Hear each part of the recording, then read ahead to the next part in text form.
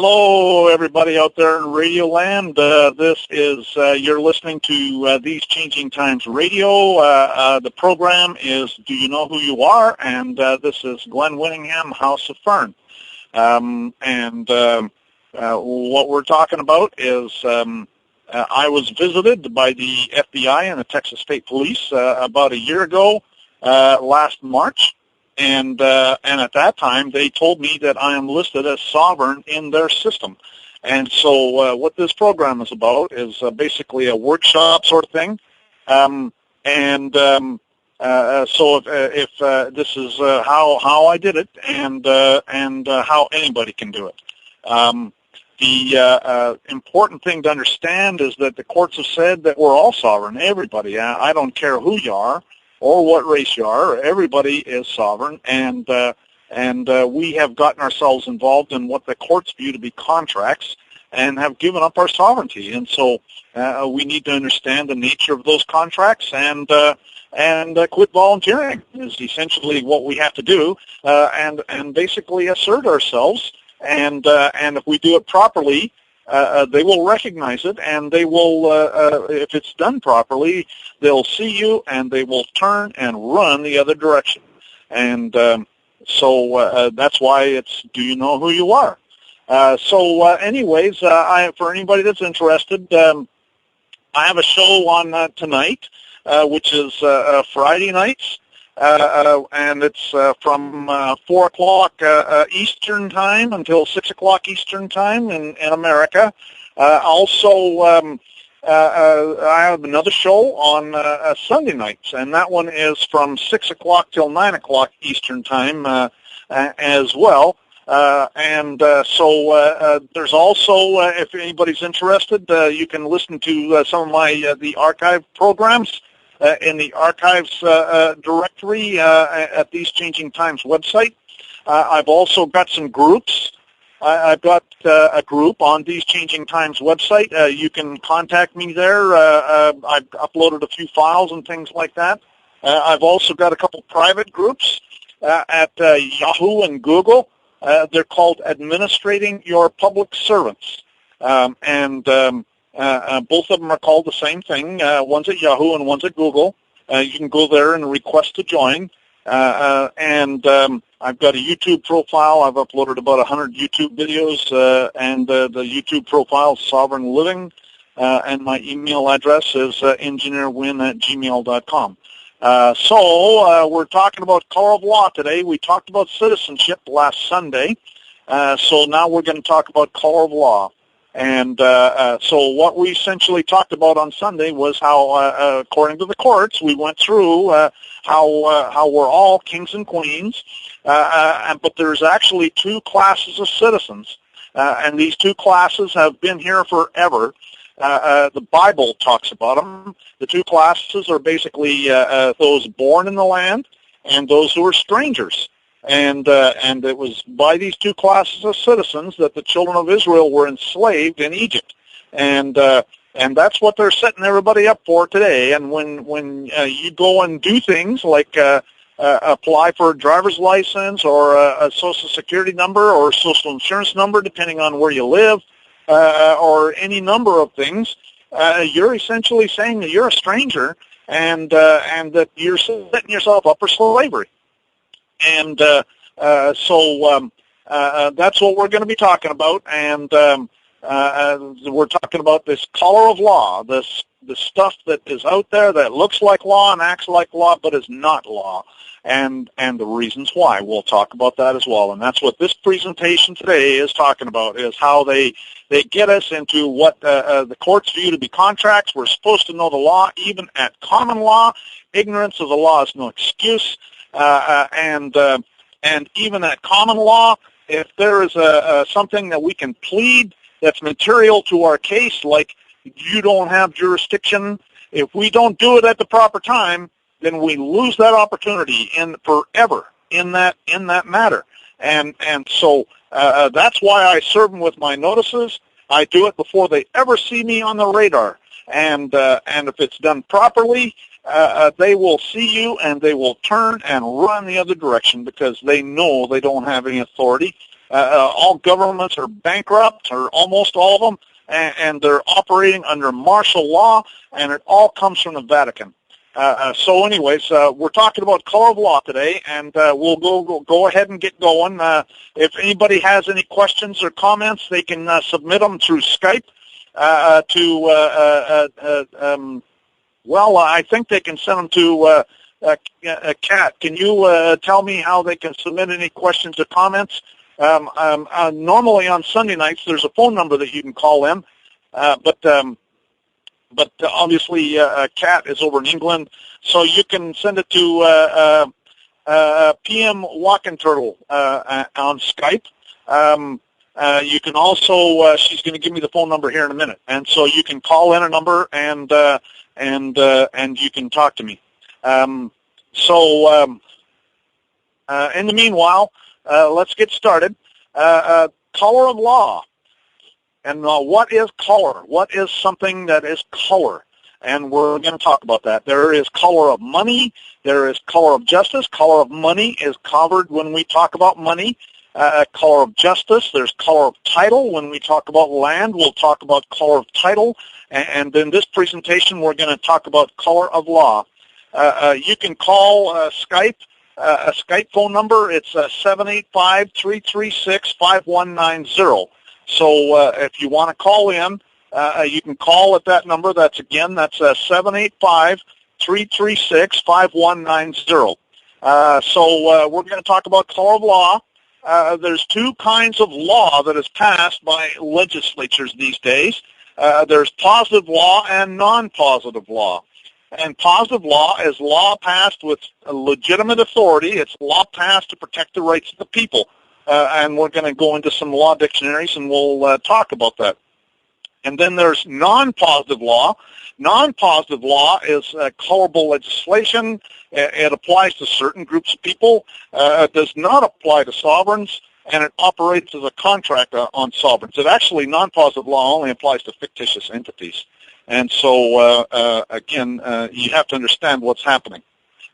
Quote, positive law, law actually and specifically adopted by proper authority for the government of an organized juror society, unquote. And that's taken from Black's Law Dictionary, 5th edition. Proper authority is the operative word here. And so if it's not positive law, it's not adopted by proper authority. There are certain things that have to happen when they pass an act. And an act has to have a preamble. It's got to have certain things. It's got to be read 3 times in the House of Representatives or the legislature. It's got to be signed by the Governor General or the President, or there's got to be an approving signature on it. And there's certain things that have to happen, and they know what these things are, so that's positive law. And it's amazing how much law there is, or so-called law is what I call it, that is not positive law, and it means absolutely nothing. But the burden is on us to bring up that issue. It's again, remember, I think I've talked about it before. If some guy comes up to you on the street and says, you owe me $50, if you give him the $50, well, then you must owe it to him. And that's exactly what the IRS or taxing authorities do. And so the issue is you have to bring up the issue of the contract. If you argue the terms of the contract, in other words, if you say, well, gee, I filed last year, well, you just argued the terms of the contract. So you gave them the contract. And so now everything has changed. So now that you've given them the contract, now they're thieves. They can do whatever they want once you give them the contract, and you can never take that back. You can never say, where's the contract? Once you give them the contract, now everything changes. So anyways, this is from the Office of Law Revision Council. This is a U.S. House of Representatives website. If you go there and click on the link about positive law, you will be taken to a page that's the third paragraph down says, quote, certain titles of the code have been enacted into positive law. The text of those titles is the legal evidence of the laws contained in those titles. The other titles of the code are prima facie evidence of the laws contained in those titles. So what they're saying is the non-positive law titles of the United States Code are prima facie evidence of the laws contained in those titles.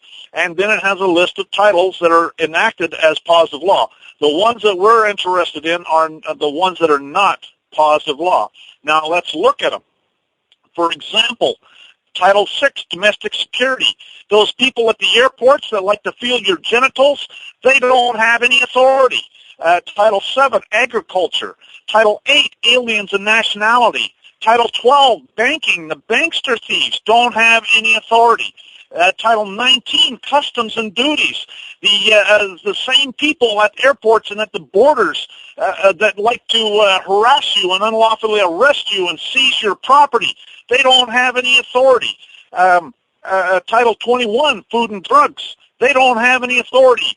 Title 26, the Internal Revenue Code, the IRS thieves, which is what I like to call them, they don't have any authority. There's all sorts of these. There's probably half of the United States Code is non-positive law. And you have to understand that that's what's going on, is that it's non-positive law. The same thing goes on in Canada and in all countries. The Income Tax Act in Canada never received royal assent. Well, that means it's non-positive law. The British North America Bill, there's a friend of mine in Canada, Patrick Anthony Ellis, that wrote a book called, I have to think of the name of the book. He's really sharp. He's done a whole bunch of research, and that's one of the things that he tells me is that, and he calls it the British North America Bill, okay, because that's all it is. It was never signed. So therefore, that's all it is a British North America Bill. And so if you think about it, the British North America Bill is what's supposed to have created Canada. And if it wasn't signed, well, then Canada doesn't exist. There is no Canada. And that's exactly what's going on. The Customs Act in Canada. So then if you think about it, anything done under the authority of Canada means nothing. They don't have any authority. They're a bunch of criminals. They're pirates. Don't get me going. The Customs Act in Canada never received royal assent. The Immigration Act never received royal assent. And in Ontario, somebody sent me an email talking about the Highway Traffic Act because they called up the Minister of Justice in Ontario and they told him that there's no signature on that act. And so therefore the Highway Traffic Act never received royal assent. It's color of law. The British North America Bill never got royal assent, and there is no British North America Act. And anything done under the British North America Act is a fraud. Quote, an unconstitutional act is not law. It confers no rights. It imposes no duties, affords no protection. It creates no office. It is in legal contemplation as inoperative as though it had never been passed, unquote. And that's U.S. Supreme Court. Norton versus Shelby, 118 U.S. 425. Again, an unconstitutional act is not law. It confers no rights. It imposes no duties, affords no protection. It creates no office. It is in legal contemplation as inoperative as though it had never been passed, unquote. I can't say this enough. It means absolutely nothing. And the burden's on you to bring up the issue. Non-positive law is color of law. Non-positive law statutes are martial law statutes, and we talk about that in the martial law presentation. Non-positive laws have absolutely no authority and mean absolutely nothing. If there is any defect in the legislation, then there is no act. And what happens is the reason the Queen or the Governor General doesn't sign the thing, or the President as applicable, is because he knows that they don't have authority. He knows that it's unconstitutional for them to be doing that. And so he won't perjure his oath of office because that's exactly what he would be doing. They could take him out back and hang him for treason if he did that. And so he's not going to be signing that thing. And that's why Congress has to give notice of what's non-positive law. Quote, Colorability, a doctrine invoked when a statute is addressed to a matter outside jurisdiction, though it bears the formal trappings of a matter within jurisdiction of the enacting legislature, unquote. And that's P.W. Hogg, Constitutional Law of Canada, 3rd edition. Colorable, in appearance but not in substance what it claims to be, unquote. And that's taken from the Dictionary of Canadian Law. Color means an appearance, a semblance, or a simulacrum as distinguished from that which is real, a prima facie or apparent right, hence a deceptive appearance, a plausible assumed exterior, concealing a lack of reality, a disguise or a pretext. See also colorable, unquote. And that's Black's Law Dictionary, 5th edition on page 240. So color. Now we're talking color of law, and when we talk about money, we talk about color of money. We also talk about color of justice in various places, color of title, okay? So color, quote, color means an appearance, a semblance, a simulacrum as distinguished from that which is real, a prima facie or apparent right, hence a deceptive appearance, a plausible assumed exterior, concealing a lack of reality, a disguise, or a pretext, unquote. And so, and a word that we need to remember here is prima facie. Okay, that's Latin, and we're going to talk about that more. Okay, so color means an appearance, a semblance, a simulacrum as distinguished from that which is real, a prima facie or apparent right. Okay, prima facie is something that we need to remember, or an apparent or appearance.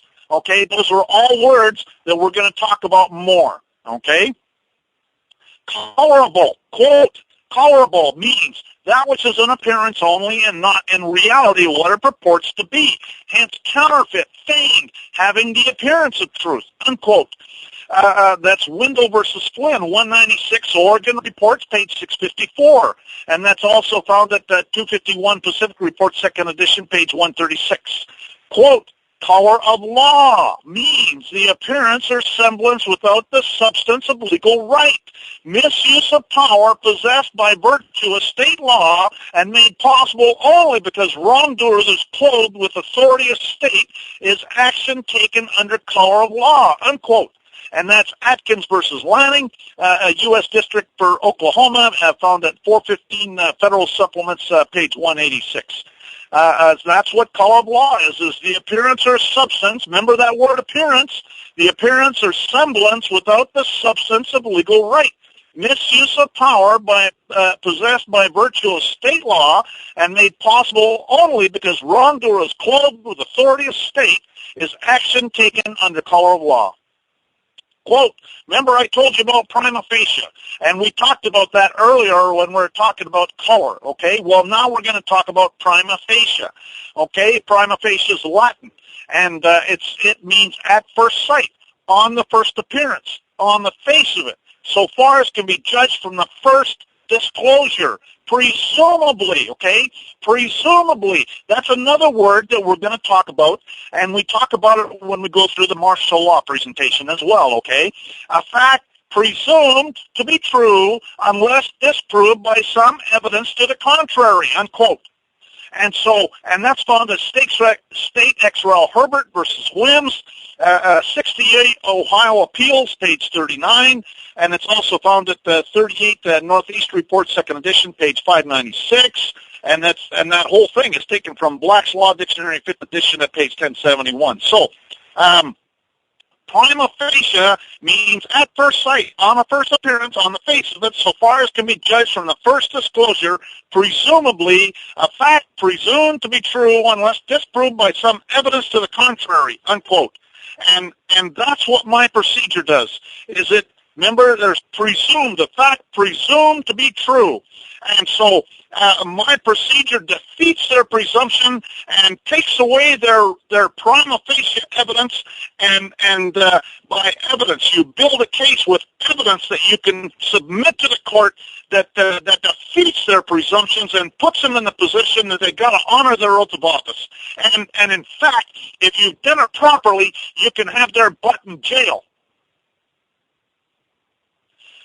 Quote, the code is only prima facie evidence of the laws of the United States. where an inconsistency between the United States Code and the statutes at large appears, the statutes at large prevail over the code. And that's Stephen versus United States, 319 U.S. 423, and that's also found at Pert versus Motor Vessel Bearing Explorer, 373 Federal Supplements, page 927. So what they're saying is, remember we talked about prima facie on the first look, okay? And you can defeat their presumptions, but you have to do it up front before they ever see you. If you ever give them the contract, if you start arguing the terms of the contract, then you've given them the contract and you just sold the farm. And so you can never, ever, ever argue the terms of the contract. The issue is always, what is the contract here? I want to talk about the contract. Quote, it is well settled that the code cannot prevail over the statutes at large when the two are inconsistent, and then there's a whole bunch of court citations there. The provisions of the code are merely prima facie evidence of the law. And so, again, that's what happens is they go and put stuff into the code that there's no statute out there saying that it exists, and the evidence is Title 26. Half of the United States Code is not in the statutes at large. It is color of law. And it is nothing. It means absolutely nothing. Quote, but the legislature specifically disclaimed any intention of changing the meaning of any statute. The compilers of the code were not empowered by Congress to amend existing law and doubtless had no thought of doing so. The act before us does not purport to amend a section of an act, but only a section of a compilation entitled Revised Code of Washington, which is not the law. Such an act purporting to amend only a section of a prima facie compilation leaves the law unchanged. Unquote. Ain't that the truth? And that's Perosa versus Tacoma, 57 Washington Report 7 edition, page 409. So the code is prima facie. It means absolutely nothing, but the burden's on you to bring it up. And it's easily done. Quote, again, this is the same court case I read earlier. Quote, an unconstitutional act is not law. It confers no rights. It imposes no duties, affords no protection. It creates no office. It is in legal contemplation as inoperative as though it had never been passed, unquote. And that's Norton versus Shelby County, 118 U.S. 425. Absolute nullity. Quote, absolute nullity, civil law, an act that is void because it is against public policy, law, or order. The nullity is non-curable. It may be invoked by any party or by the court, unquote. And that's Black's Law Dictionary, 8th edition, page 3391. Adjustum generis. Now, when they make statutes, there's certain things that they have to do, and this is a maxim of law. In other words, this is something that is so well settled that it's undisputed. Okay, so this is a maxim of law, and the maxim of law is called adjustum generis. It's Latin because most of the stuff that's going on is because of Roman law that comes from the Vatican. But so it's Latin. Okay, so adjustum generis means of the nature in the construction of laws, wills, and other instruments. The adjustum generis rule is that where general words follow an enumeration of persons or things, the words of a particular specific meaning, such general words are not to be construed in their widest extent, but are to be held as applying only to persons or things of the same general kind or class as those specifically mentioned. And that's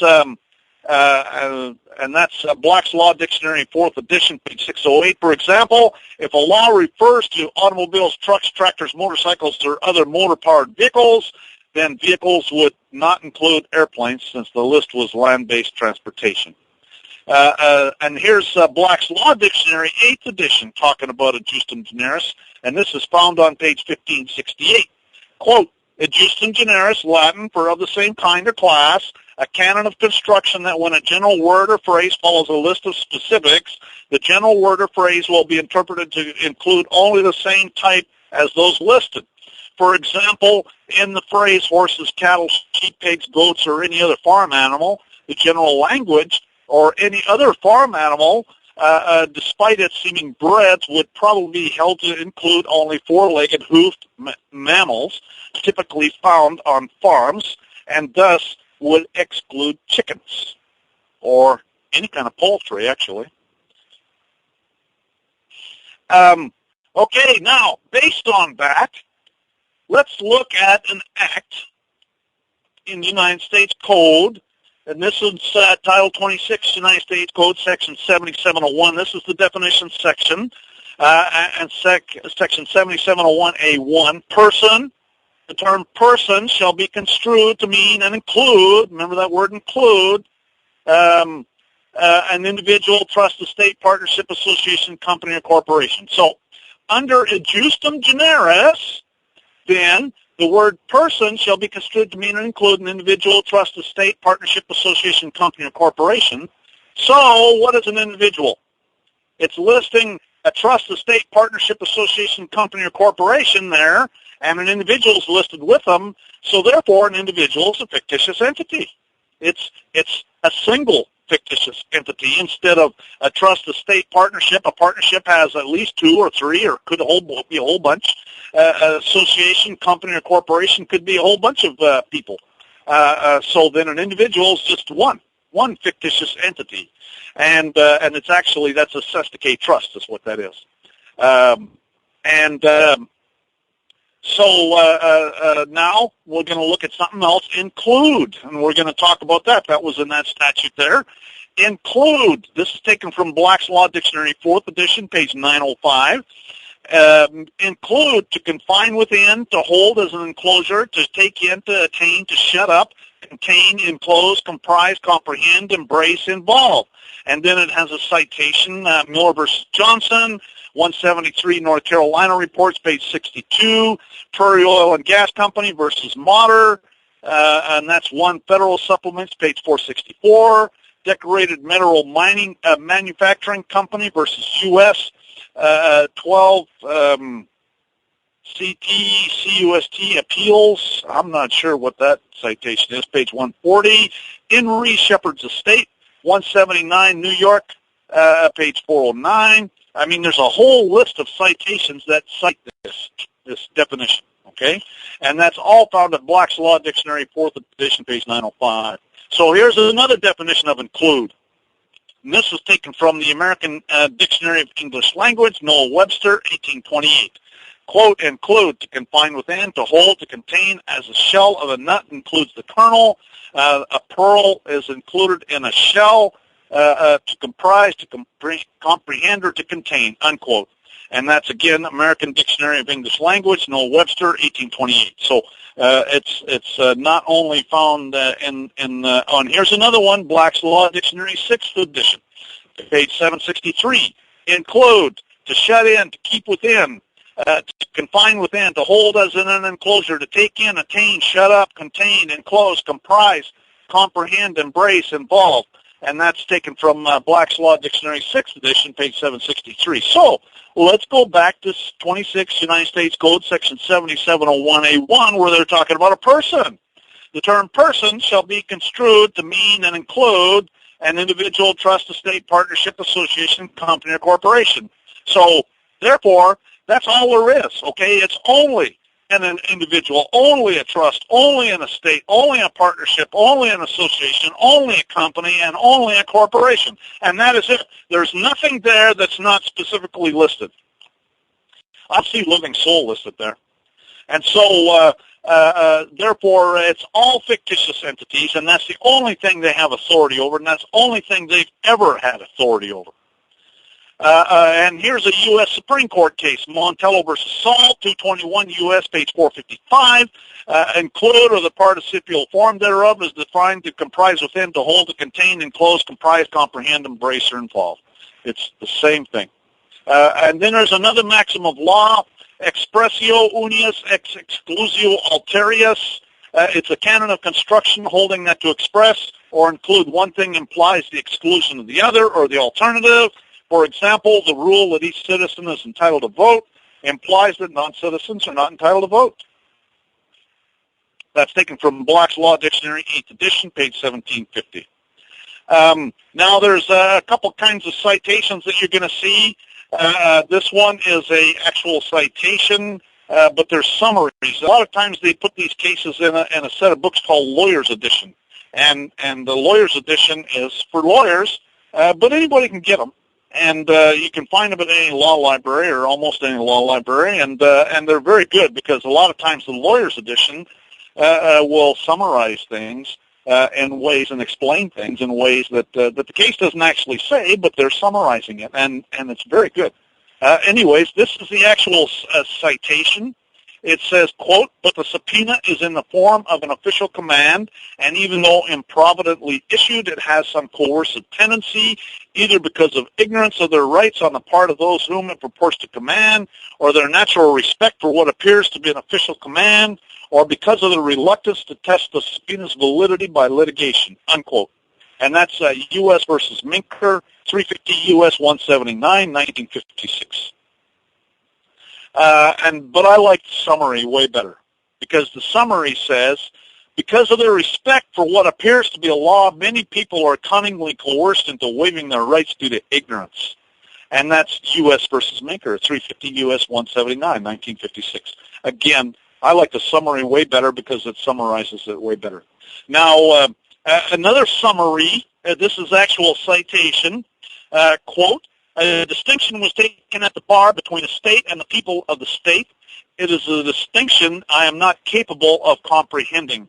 And then it goes on in a 2-page diatribe and explains why he's not capable of comprehending it. And that is actually taken from U.S. Supreme Court case Penhallow versus Jones Administrators, 3 U.S. 54, 1795, and it's on page 93 where that citation is taken. Actually, it's 93 and 94 and maybe even parts of 95. But I like the summary way better because the summary summarizes it way, way better. And the summary says, "Inasmuch as every government is an artificial person, an abstraction, and a creature of the mind only, a government can interface only with other artificial persons. The imaginary, having neither actuality nor substance, is foreclosed from creating and attaining parity with the tangible. The legal manifestation of this is that no government, as well as any law, agency, aspect, court, etc., can concern itself with anything other than corporate artificial persons and the contracts between them." And that's Penhallow versus Jones Administrators, 3 U.S. 54, 1795 at page 93. So, and this is the sum and essence of everything, okay?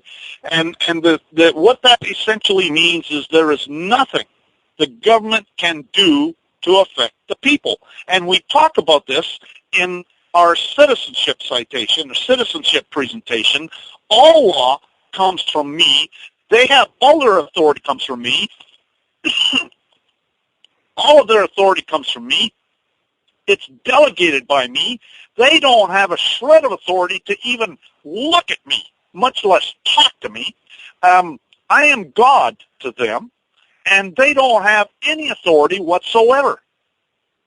And that's really what it comes down to. They're my servants. They do what I told. It's not negotiable, and it's get off your butt and take care of business now. That's why in my documents I call it a demand. It's a notice and a demand.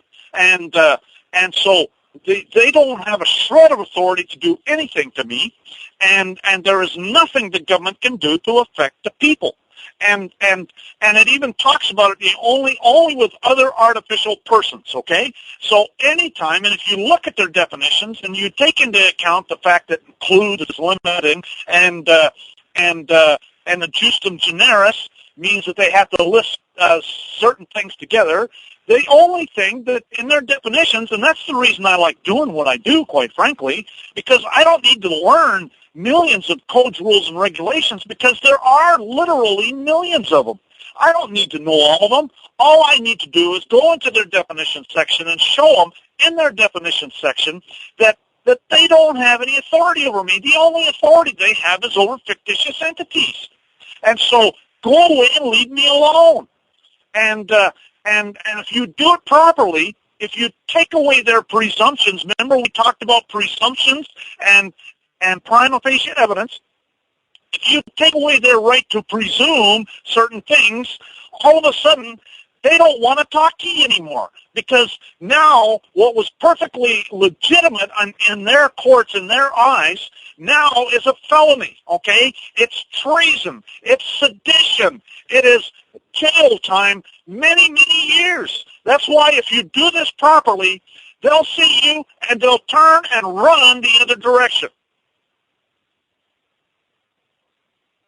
Do you know who you are? That's why I call this presentation, Do You Know Who You Are? Because everybody is kings and queens, and we've gotten ourselves involved in what the courts view to be contracts, and we've abdicated our responsibility to operate our de jure government, so we have these de facto courts running around because we aren't operating our courts, and we talk about that when I go through my de jure government, the ultimate solution presentation.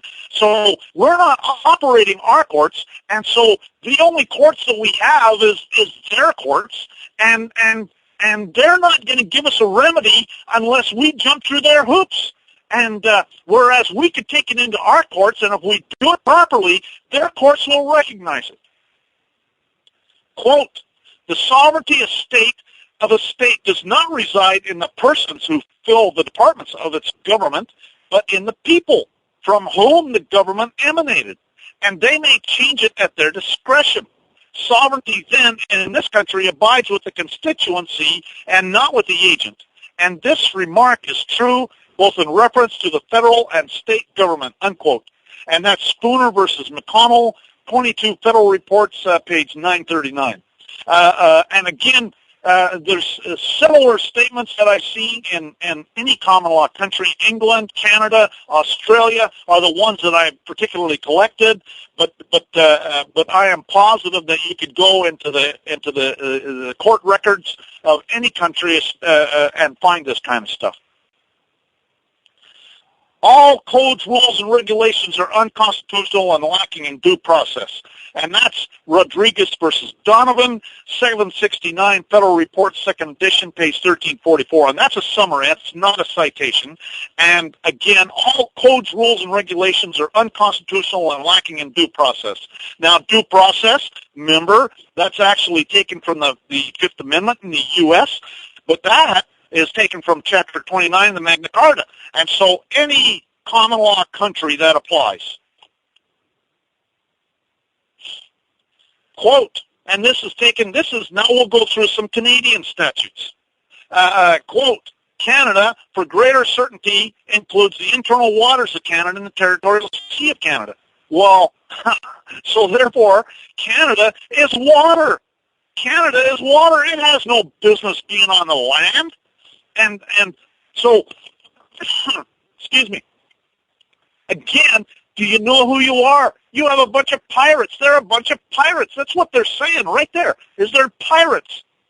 Person, or any word or expression descriptive of a person, includes a corporation. So what that's saying is a person is a corporation. What's that got to do with me? If you read the Income Tax Act of Canada, or any of their acts, it talks about persons all through the thing. Well, that's fictitious entities. They know what they're doing. Here's the Criminal Code of Canada. Every one, person and owner, and similar expressions include Her Majesty and an organization. Okay, again, fictitious entities. It's actually an organization would be a Sesticate Trust in 9 times out of 10, because it's again fictitious entities. Municipality. This is actually quite true, and this is one reason that you don't want to be in a corporation. Quote, municipality, it includes the corporation of a city, town, village, county, township, parish, or other territorial or local subdivision of a province, the inhabitants of which are incorporated or are entitled to hold property collected for a public purpose, unquote. And so think about that. First of all, it says municipality includes the corporation of a city, town, village, county, township, parish, or other territorial local subdivision of a province, right? So it's corporations, and it says the inhabitants of which are incorporated. So if you go down and put on your affidavit, City of Toronto, you just said you're in a corporation. And based on this statute, you're saying you're a corporation.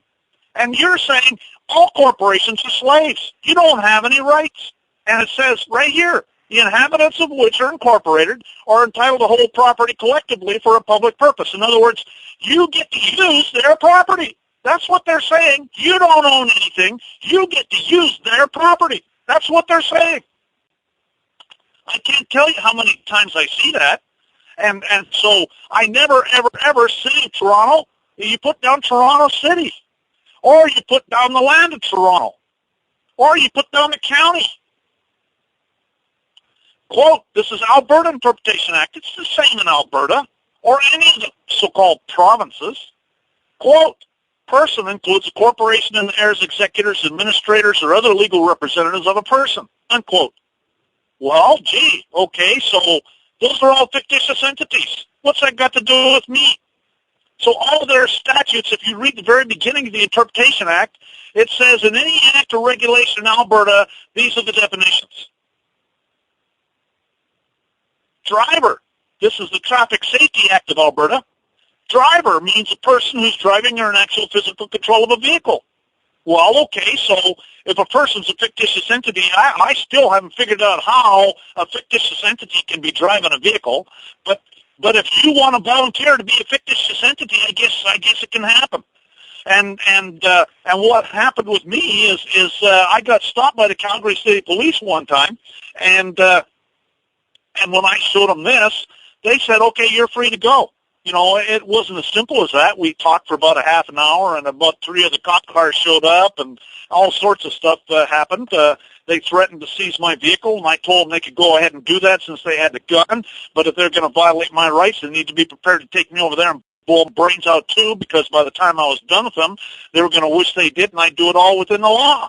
And, of course, they didn't seize my vehicle, but the bottom line is that you know, we talked for a while, and ultimately I showed them this, and they said, you're free to go. Have a nice day. I also told them that I want you to know that I appreciate the work you do. We need people to hunt down murderers and thieves, and we do need the police.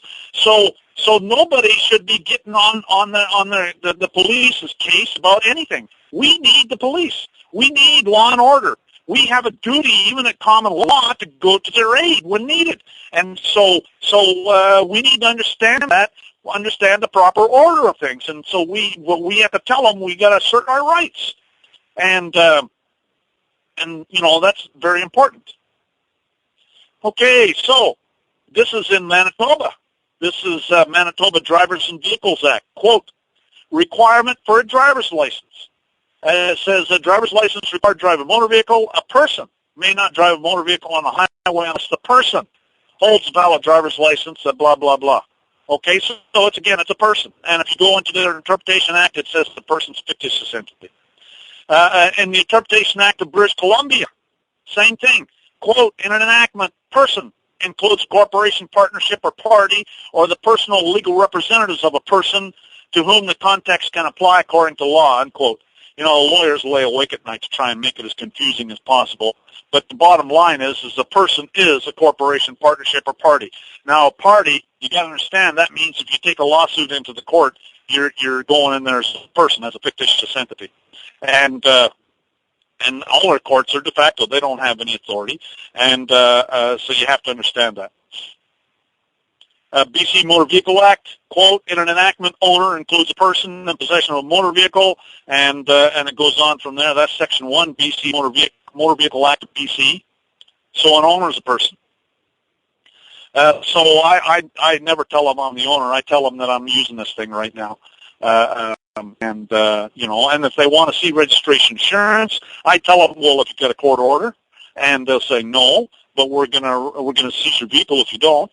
And I'll say, well, I guess you got the gun. You can do whatever you want to do. But if you're going to violate my rights, you need to be prepared to take me over there and blow my brains out, too. In other words, if you're going to be a criminal, you need to be a criminal all the way, okay? Instead of being a thief and a traitor and engaged in sedition, you need to be a murderer. Because by the time I'm done with you, you're going to wish you did. And I'll do it all within the law.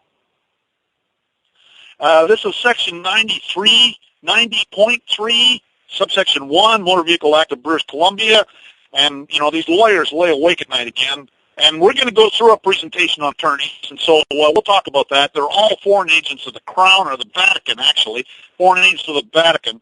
You know, a lot of people, you use the Crown in Canada or in BC, and you think that that's the government. Well, It's not, okay? They're a bunch of criminals. They're foreign agents to the Vatican, and we'll go through that in my presentation on attorneys. But anyway, so quote, driver means a driver who holds a driver's license on which a condition is imposed under Section 2510(1) and includes any such person. So it's always about persons. It's always about persons. Remember, we talked about that. U.S. Supreme Court case says that the only thing the government can look at is persons, fictitious entities. And so they're always going to be about persons. Now, a person is a fictitious entity, and it's all in their acts. It's all over the place. They know what they're doing. Section 87, Legislation Act of Ontario, that's the equivalent of the Interpretation Act in Ontario. Quote, in every act and regulation, person includes corporation. How many times do I have to say this? I just can't believe it. It's just everywhere. Every state I've gone into, if I have to deal with like right now, I travel about 100 miles 3 times a week to go to a fitness center so I can work out. And I have to travel through about 3 counties in Maryland, and so I went and noticed all of the officials in Maryland and county sheriffs and judicial officers and those kinds of people, so I had to look up their statutes and show them that it's just a matter of taking about 5 minutes and looking it up. It's all on the internet. All their addresses, the names, everybody is all on the internet. And so, I look it up and I serve them with notice. Quote, this is Highway Traffic Act of Ontario, Section 1, Subsection 1. Quote, in this act, driver means a person who drives a vehicle on the highway. Unquote. And again, it's a person. And it's all fictitious entities. Public Utilities Act of Ontario. Quote, if any person supplied with any public utility neglects to pay rent, okay, so that's why, and it goes on and tells you how they can cut you off, okay? Well, the important thing to understand here is that they don't have authority to cut you off unless you're a person. So what they want, if you ever get your utilities hooked up, they want to see a government-issued ID. Because they want to establish that you are a person. And but they actually have a duty to give it to you anyways. And if you're not a person, there's a guy that I know in Alberta that went and used administrative procedure, and he told him, I don't know if he ever gave him. I don't think he has a driver's license, so he couldn't have given him that.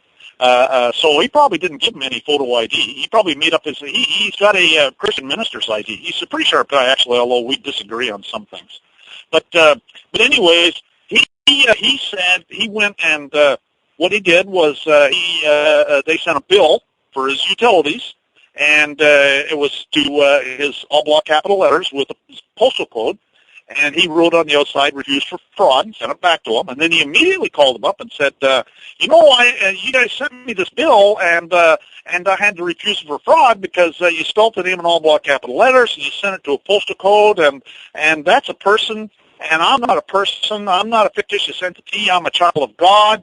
I have a religious objection to being a person because God doesn't respect persons, and so I can't possibly do that.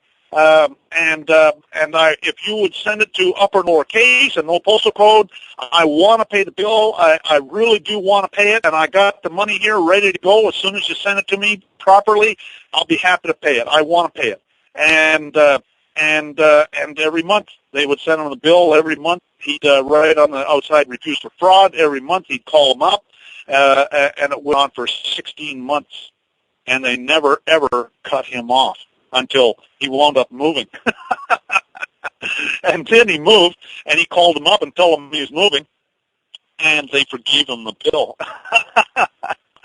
I mean, that's really powerful. I'm telling you, if you do it properly. This guy's pretty sharp, and he likes coming up with that stuff. There's too many battles to fight. You can't fight all the battles that are out there, and that's the reason. One of the reasons I tell people about this, because everybody's got their own battle they have to fight. And once you understand the basic principles, it's really not that complicated. It can benefit everybody, and we'll all have good government. Anyways, here's the Indian Act of Canada. Quote, in this act, Indian means a person. Even Indians are persons. That's the reason I call them First Nations people, right?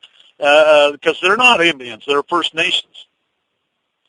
And there's another thing in this act, Indian Act of Canada, Section 2, subsection 1. It says, quote, in this act, elector means a person. Okay, so all elections are commercial. Okay, you got to understand that all elections are commercial, and I don't register to vote. I don't vote. There's nothing they can do to affect me. Okay, that's the bottom line. Is that there is absolutely nothing they can do to cause me injury.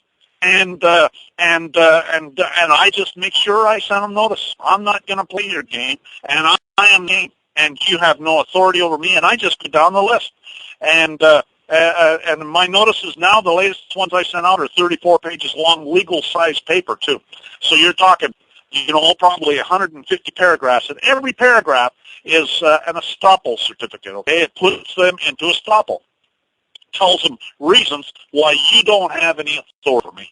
And you can get the latest ones if you go on my group. I've got the two groups at Yahoo and Google. I upload the latest ones there and send them out to everybody. And you can just tie them up in knots. And that's, I guess, why they put me down as sovereign in their system, because they don't want to talk to me. And I kind of like that. Quote, notwithstanding anything in this charter, the rights and freedoms referred to in it are guaranteed equally to male and female persons, unquote. That's Section 28 of the Charter of Rights and Freedoms of the Canadian Charter of Rights and Freedoms. Okay, so again, it's only for fictitious entities. The Canadian Charter of Rights and Freedoms is for fictitious entities. It means nothing to we the people. And when we go through the presentation on common law, which will be next week, we're not going to get it this week, that's for sure, because we're almost up to break time, and then we'll have an hour to go, and I don't know how much farther I've gotten on this. Matter of fact, we're not even halfway through this presentation. But, anyways, the Canadian, at common law, our rights are unwritten, okay? There's no statute that's required to define what my rights are. My rights are defined by common law. And there is no statute. I have all the rights. Any right you can imagine, I've got it. I'm the king. You don't have a shred of authority over me, and that's the reason I go after them for thinking they can even talk to me, okay? Because if they don't have authority to talk to me, they certainly don't have authority to say, you owe me some money. And so that's the issue, is you don't even have authority to talk to me. Where's your authority to talk to me? And I just cut to the chase. Anyways, next one.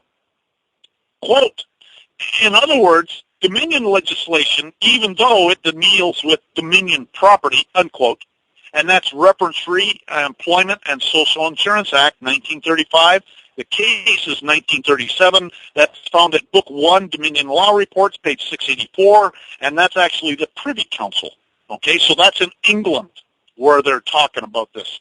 Quote, in other words, Dominion legislation, even though it deals with Dominion property, okay? So government legislation deals with government property. It means absolutely nothing to me. Absolutely nothing. Looks like somebody's got a question.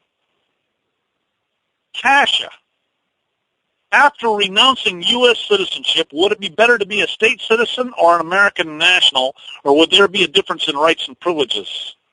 Oops, renouncing I meant. I'm not sure. Oh, I see, you misspelled it. Actually, if I did, I sent a notice saying that I was renouncing their low-life scumbag U.S. citizen, but in the same breath I said that I remain an American national. I'm a citizen of Texas, and so an American national is by definition a state citizen, so they're one and the same. As a citizen of Texas, I'm an American national. And I can travel from state to state and enjoy all the rights and privileges of citizenship. So that's one and the same. If you do that, I would always make sure and include in the same breath, but I remain an American national because you don't want them to think that. Matter of fact, they go and put regulations and stuff saying you have to do it from a foreign country at at an embassy or before a consul or official. But if I was going to do like that, that's what I would be doing, is telling them I remain an American national, and because I'm the king. I mean, why would I want to give that up? I mean, absolutely. Okay, let's keep moving here. Quote, the words person and whomever include corporations, companies, associations, firms, partnerships, societies, and joint stock companies, as well as individuals, unquote. And that's Title I, United States Code, Section 1. Okay? So obviously, an individual is a fictitious entity, and so it's persons and whoever. And if you go into United States Code in Title 18, it says that whoever claims to be a U.S. citizen willfully and falsely claims to be a U.S. citizen is guilty of a felony, and that means a fictitious entity. So, but they put that in there so that they can violate your rights. They use it as an excuse to violate your rights. Is what they do.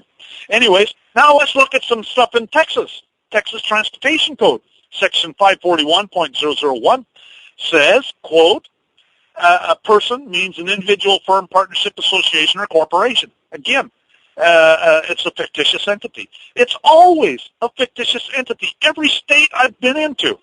In Texas Government Code, it says, quote, person includes a corporation, organization, governmental subdivision or agency, business trust, estate trust, partnership, association, or any other legal entity, unquote. Again, it's all fictitious entities. Texas Transportation Code. Operator means a person who drives. Texas Transportation Code. Police officer means an officer authorized to direct traffic or arrest persons. They don't have authority to arrest me. That's the reason they don't stop me. It's not like, again, you know, we have to understand, and I'll be talking about this in the common law presentation, is that if we want common law remedies, we have to accept common law responsibilities. And what that means is that we have to respect other people and their property. Common law is very severe, and so if we damage someone, it's an eye for an eye and a tooth for a tooth. In other words, and this is one thing I always start off with when I do my private information shares. And what I do is I'll start off, I'll say something like, you know, a stop sign is a yield sign in common law, right? And then I'll say, because really at common law, if I go through a stop sign and nobody's injured, there's nothing anybody can do. So at common law, stop sign's a yield sign. But at common law, by the same token, and this is what I told the FBI and the Texas State Police when they came to see me, because they asked me about this. They said, you think you don't have to follow all our codes, rules, and regulations? And I said, you're absolutely right. And I said, but I tell people they have to live a higher law. And I went through this little thing about the stop sign, because and if I go through a stop sign and I hit some guy and kill him, and he's married and got kids, then I have to support his wife for the rest of his life, and I have to support his kids until they're the age of majority. And at common law, there's no jails, so the choice is either I do that or they take me up back and stone me. That's the choice. Common law is very severe. And so you have to understand that. You have to accept common law responsibilities. You have to respect other people and their right not to be injured by you, and act accordingly. Quote, state, when referring to a part of the United States, includes any state, district, commonwealth, territory, insular, possession of the United States, and any area subject to the legislative authority of the United States of America, unquote. And that's Texas Government Code, Section 311.005. And what they're essentially saying is any state, district, commonwealth, territory, there's another section in here, United States, includes a department, bureau, or other agency of the United States of America. And the important thing to understand here is that it's all the District of Columbia, or the corporation, the municipal corporation called State of Texas in all block capital letters, okay? That one they do have authority over, and in fact they tell the State of Texas, you know, what kind of legislature to set up and all sorts of stuff. That's in Title 4 United States Code. Looks like there's something here. It's top of the hour. Excuse me, it's top of the hour. let's take a break. There is a small group of people all over the world who are awakening, who are beginning to understand that they've been living their life in fantasy land, and who are actively seeking the truth. But when the secret power structure says, right out of one of their own technical manuals, that a nation or world of people who do not use their intelligence are no better than animals who do not have intelligence, and thus are stakes on the table by choice and consent. I got a letter from the government via the media, the supplier of cover, sent wider and speedier, hiring buffer cheats that lie and get greedier, buyers requiring seats in a reliable media. Many motives make manipulation easy for traders. That's why I don't believe all that I read in the papers. They can easily weaken freedom and seasoned behaviors, pay to persuade people. People should be meeting their makers with the textbook technique to reinforce the attitudes in my old plaid pattern jacket, ragged hat and tattered shoes. On a seesaw I see more when seeing source of staggered news. The forces that abuse leave all sorts of scattered clues. The crap is back in news to cultivate more death and murder. We can stop the hate together and spread the message further. But when we express peace, they try to block it all and stop the propagation. Cause every press release is a psychological operation. Everything is a psyop. One night like a cyclops, like one night in a pyramid. Nothing but smoke and mirror skin. Everything is a mind game, all designed in a time frame. It's a backdrop and stage, actors split and then enter. Black ops, false flags and a hidden agenda. Woke up early like Bob put fluoride on my pearly whites. Never been the whirly type, but now I see the world as like a stage. Curtains, false flags raised, get the crowd to salute and applaud, half dazed, half sleep. Some done fell in a coma, can't shake them, awake them, or make them smell the aroma. Fed through a tube, misled by the news and the media. I don't see an end, I just see you getting sleepier. They dumb down the masses using mind tricks like magic, witchcraft through symbols and ritualistic madness. Discredit the truth, then bolster and credit lies. It's pathetic what they do, but look how you mesmerize. Propaganda pimps, prostitute and confusion. Disinformation agents, it's an optical illusion. They keep you drugged and sluggish, entertain you with rubbish. Tell us in God we trust, but to put your faith in a puppet.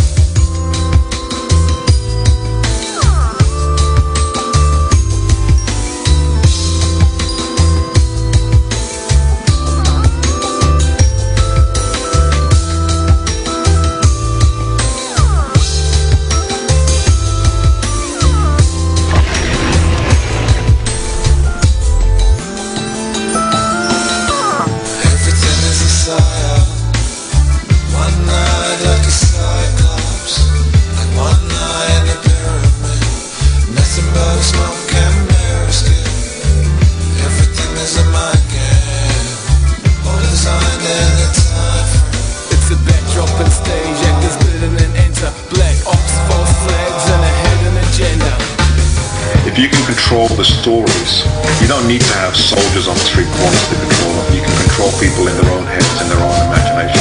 As long as you can manage and manipulate public perception, you can control public behavior and policy.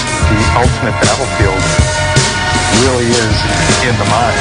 When they sweat the technique, they'll flex the text, speak. Your legs will get weak or you wet the bed sheet. They press the thread deep, fresh meat for next week. We'll get direct heat, grand theft and dead beat. Yeah, I know it's so deep, it awoke me, I don't sleep. Cause I know that I'm gon' reap what I sow, so I go see. I ain't with no see, I ain't bowing to no beast. I ain't little Bo Peep, I ain't following slow shit. Keep playing cause fools do, time's up, it's in full view. An obvious game, two balls lined up with the pool cue. Enforcing schemes, source of dreams and fake emotional imprints. We can change the course of streams and place for social influence. It's a disease for your mind, designed to strip your humanity. Make you a drone, prone to prolonged fits of insanity. They break you down, take you down and make you submit. Keep playing around and make you proud to say that you quit. Everything is a psyop. One night like a cyclops, like one night in a pyramid. Nothing but smoke and mirror skin. Everything is a mind game, all designed in a time frame. It's a backdrop and stage, actors split and then enter. Black ops, false flags and a hidden agenda. every single day what this story is. And they have to do it every day because it's unnatural. If it was natural, they wouldn't have to do it. And if they stop, they know that in fact it would fall apart. Hello, everybody out there in Radio Land. You are listening to These Changing Times Radio, and this is Do You Know Who You Are? And I am Glenn Winningham, House of Fern, and we're into our second hour now, talking about color of law. Now, there's a phone number if anybody wants to call in. It's a Skype phone number, 785-336-5190, and that's 785-336-5190. You can call in, and if you have any questions. If not, you can also use Skype to text in questions at PM Walking Turtle, and the questions will show up on my screen. So we're talking about color of law. We'll talk about my website and everything when we get to the end, and we'll cover that then. So, anyways. We're talking about some Texas statutes. This is Article 11. Okay, this is actually U.S. Articles of Confederation, Article 11. Quote, Canada acceding to this confederation and adjoining in the measures of the United States shall be admitted into and entitled to all the advantages of this union, but no other colony shall be admitted into the same unless such admission be agreed to by 9 states, unquote. And Canada is actually part of the United States, and there's a whole bunch of reasons. Matter of fact, it's talked about in Texas Government Code. In Section 541.002, Government Authorities, it says state has the meaning assigned in Section 311.005 of the Government Code and includes the province of Canada. And then it goes on, Section 311.005, it says state, when referring to a part of the United States, includes any state, district, and so they're talking about Canada's part of the United States. Includes any state, district, commonwealth, territory, and possession of the United States. So Canada's part of the United States. Now, in this state, quote, in this state and within this state, and in this state and within the state includes all federal areas lying within the exterior boundaries of the state. And that's, unquote, and that's Revised Code of Washington, Section 84.02.200. So when they're going through their statutes, okay, they're very technically correct, and 99.9% of the time they're correct, technically. And so this is one of the things that you have to understand. This is in Washington, but I can guarantee you that every other state has the same thing. But anyways, this is Washington. It says in this state in upper and lowercase, and then within this state in all block capital letters, and then in this state in all block capital letters, and within this state in all block capital letters includes all federal areas lying within the exterior boundaries of the state. And so that's where all of these codes apply, which is really nowhere. Like, for example, in Texas, there's no federal areas inside Texas. Matter of fact, they're talking about federal enclaves. And a federal enclave has to be something that's actually ceded to the federal government, and we looked into that when I was Speaker of the House of Representatives for the Republic of Texas for a year and a half, and there are no federal enclaves in Texas. And it's interesting because some of the biggest U.S. military bases are in Texas. For example, Fort Hood. It says here, can you talk a little bit about Penhallow versus Doan's administrators? Government can only interface with artificial persons, and also what's the difference between a U.S. citizen and a citizen of America? Well, I wouldn't call myself a citizen of America. I'd call myself an American national, or maybe an American citizen. When you put it backwards like that, you're putting it into the fiction. It's like City of Toronto or City of New York. The common law entity is New York City. The fictitious entity is City of New York. So citizen of America, I call myself a Texas citizen, a traveling American national. That's what I like to use. As far as Penhallow versus Doan's administrators, we talked about that earlier. I don't know, maybe you missed that. I'll go back to it. We got a lot of material to cover here before the end of the show, so I got to keep moving on this. And we might cover it yet, anyways. But government, we covered that earlier, and it is true. There is nothing that government can do to affect the people. There's absolutely nothing they can do. This is Title 6, United States Code, Section 101. This is the, if you remember, we talked about this earlier on the non-positive law. This is the Homeland Security Act, okay, which is not positive law. It says, quote, the term United States, when used in geographical sense, means any state of the United States, the District of Columbia, Guam, American Samoa, Puerto Rico, the Virgin Islands, Guam, American Samoa. Hold it now, let me say that again. Means any state of the United States, the District of Columbia, the Commonwealth of Puerto Rico, the Virgin Islands, Guam, American Samoa, and the Commonwealth of the Mariana Islands, and any possession of the United States in any waters within the jurisdiction of the United States. And so they're admiralty, so they have clear jurisdiction and admiralty. And what they're saying here, they're basically saying it twice, okay? So it means any state of the United States, and then it lists all the states, okay? Because the District of Columbia is a state, the Commonwealth of Puerto Rico is a state, the Virgin Islands is a state, the Guam is a state, American Samoa is a state, the Commonwealth of Northern Mariana Islands is a state. And then it says any possession of the United States, and that's all the possessions too. They like to do that to confuse people. Quote, the term state means any state, the United States, the District of Columbia, and they're mentioning, and again, this is Title 6, same thing, Section 101.15, and the other one was 101.17. So they're talking the term United States in one, and they're talking about the term state. And the first one we talked about, the term United States, means any is the United States and any state. And then they're saying any state means any state of the United States, and then they list them all, which is all those ones we just talked about.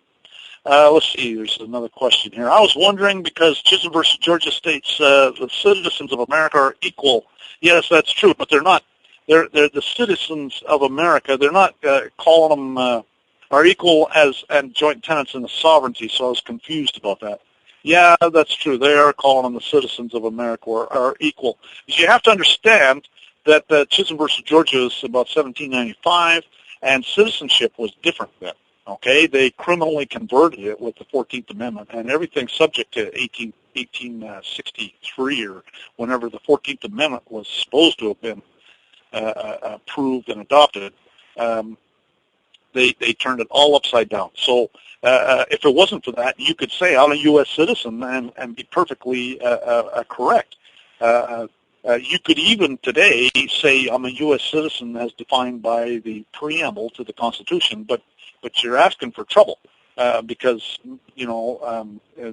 they like to violate your rights if you're a U.S. citizen. So I tell them I'm not one of your low-life scumbag U.S. citizens. So, but they're talking about, in that case, they're talking about the U.S. citizens as defined by the Constitution, because when as soon as the United States was made, there was a U.S. citizen. But they're talking about a citizen of the United States of America. Okay, in other words, you were a citizen of a state. But because you could travel from state to state and enjoy all the rights and privileges, you were a citizen of the United States. But there was really no such thing as a citizen of the United States at that time. And what happened is the 14th Amendment actually created a citizen of the United States and gave them rights. And they turned it all upside down. Okay. Title 18, United States Code, Section 911, quote, whoever falsely and willfully represents himself to be a citizen of the United States shall be fined under this title or in prison not more than 3 years or both, unquote. Well, it's saying whoever. And remember in Title 1, that whoever is a fictitious entity. So technically they shouldn't be doing anything to anybody.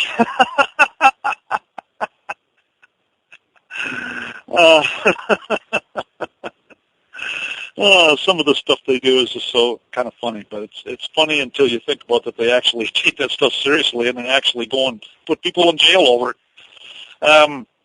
We can presume they know the law, either that or their supervisors have perjured their oath of office. Quote, officers of the court have no immunity when violating a constitutional right, for they are deemed to know the law, unquote.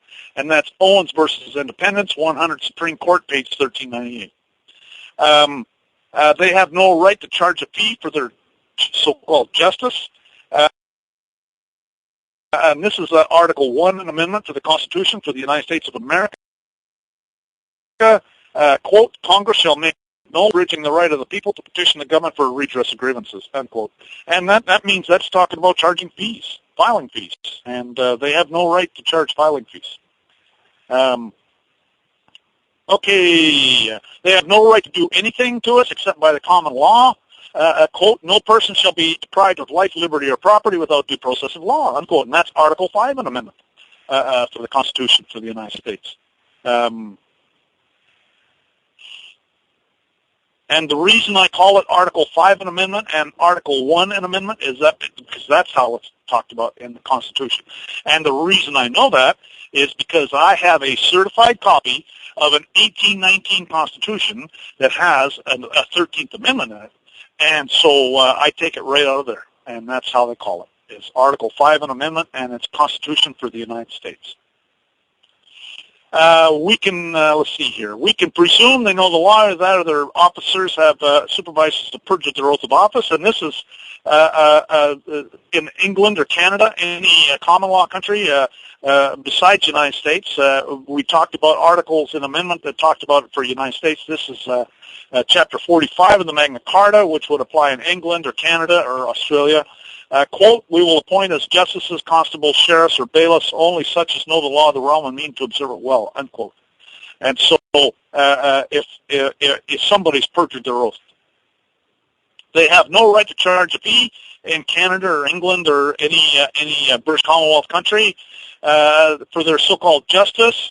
Chapter 40 of the Magna Carta says, quote, to no one will we sell, to none will we refuse or delay right or justice, unquote. So, again, they have no right to charge a fee. Law merchant is private international law, and they're violating Chapter 38 of the Magna Carta, quote, no bailiff for the future shall upon his own unsupported complaint put anyone to his law without credible witnesses, unquote. And if you think about it, that's what they do all the time on the side of the road. The cops do it all the time. They have no right to do anything to us but by common law. Chapter 29, quote, no freeman shall be taken or imprisoned or seized or exiled in any way destroyed, nor will we go upon him nor send upon him except by the lawful judgment of his peers or by the law of the land, unquote. And then capitis, capitalization, okay? Capitis diminutio, and this is Latin. Again, this is taken from Black's Law Dictionary, 4th edition, 1968. Capitis diminutio, meaning the diminishing of status through the use of capitalization. In Roman law, okay, and do this all the time, okay, so that's evidence they're using Roman law against you. In Roman law, a diminishing or abridgment of personality, a loss or curtailment of a man's status or aggregate of legal attributes and qualifications. And then capitis diminutio media, meaning a medium loss of status through the use of capitalization. In other words, John with upper and lower case and Doe in all block capital letters. They do this in Canada all the time. A lesser or medium loss of status. This occurred where a man loses his rights of citizenship, but without losing his liberty, it carried away also the family rights. And that's found in Black's Law Dictionary, 4th edition, 1968.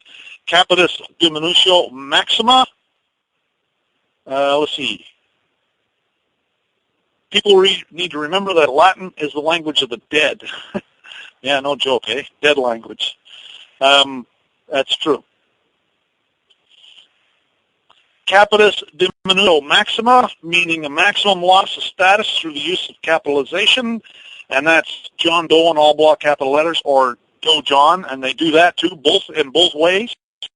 The highest or most comprehensive loss of status. This occurred when a man's condition was changed from one of freedom to one of bondage, when he became a slave, swept away with all rights of citizenship and all family rights, unquote. And that's Black's Law Dictionary, 1968 again.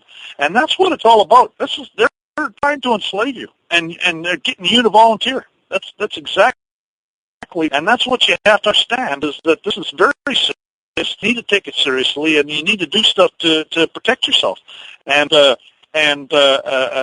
either that or you're a slave. You're a piece of property, you know. They say that the best slaves are the ones that think they're free, and that is so true. And most people think, oh, this is a free country, I'm free. Well, are they treating you like you're free, or are they treating you like a slave? 99% of the people are getting treated like they're a slave, and the sooner they wake up to this stuff, the better. No more right to decline the exercise of jurisdiction which is given than to usurp that which is not given. The one or the other would be treason to the Constitution, unquote.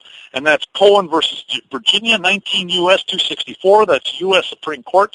And so, again, if you give them jurisdiction, then they have to take it.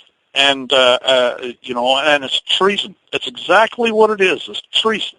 And treason is a breach of trust, okay? So they have a duty to do it, and now we'll talk a little bit about marriage licenses, because this is all color of law. A marriage license is a license or permission granted by a public authority to persons who intend to intermarry, unquote. And that's Black's Law Dictionary, 5th edition, page 877. So there's permission to do something that is illegal.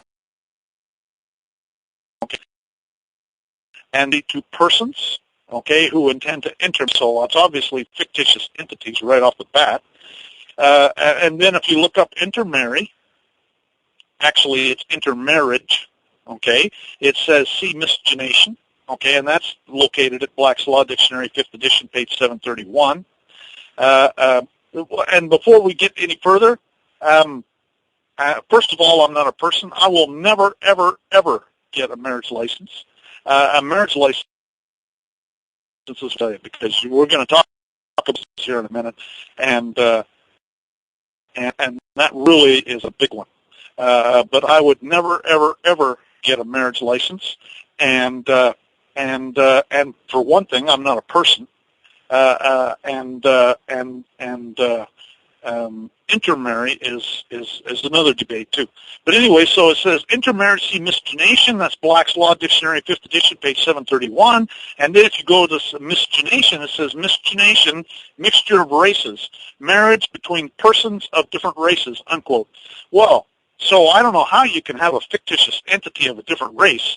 So I don't know of anybody that's doing that, quite frankly. Again, if you think you're a person, then you're a slave, and you better do what they tell you to do. That's Black's Law Dictionary, 5th edition, page 901. And so, quote, there are three parties to a marriage contract: the husband, the wife, and the state. For this reason, marriage is denominated a status, and certain incidents are attached thereto by law which may not be abrogated without the consent of the third party, the state, unquote. And that's Ritchie versus White, 225 North Carolina Reports, page 450. And so what they're saying is when you get a marriage license, then there's three parties to that contract, and the state is one of the parties. And that is very serious, and you don't want the state involved in your business. Quote, marriage is a civil contract to which there are three parties, the husband, the wife, and the state, unquote. And that's Castle versus Castle, 35 Northwest Report, 2nd edition, page 745. Quote, the state is a party interested in every marriage contract, unquote. And that's Potter versus Potter, 1931, 101 Florida Report, page 1199. Quote, the legislature, in dealing with the subject of marriage, has plenary power, as marriage differs from ordinary common law contracts and is subject to control and regulation by the state, unquote. And that's Blackman versus Isles, 4, New Jersey, page 82, 1950. Plenary power, says the legislature, in dealing with the subject of marriage, has plenary power. Well, plenary power is dictatorship, okay? They can do literally anything they want. If you're going to get a license, that's where you're going to go. And what do? Well, we're going to talk about that next. Quote, civil rights under the 14th Amendment are for federal citizens and not state citizens. Federal citizens, as parents, have no right to the custody of their infant children except subject to the paramount right of the state, unquote. And that's Wadley versus Newhall, Circuit Court of Northern District of California, March 13, 1905. So if you, again, U.S. citizens get marriage license, federal citizens, slaves get marriage license, and U.S. citizens don't have a right to the custody of their infant children except subject to the paramount right of the state.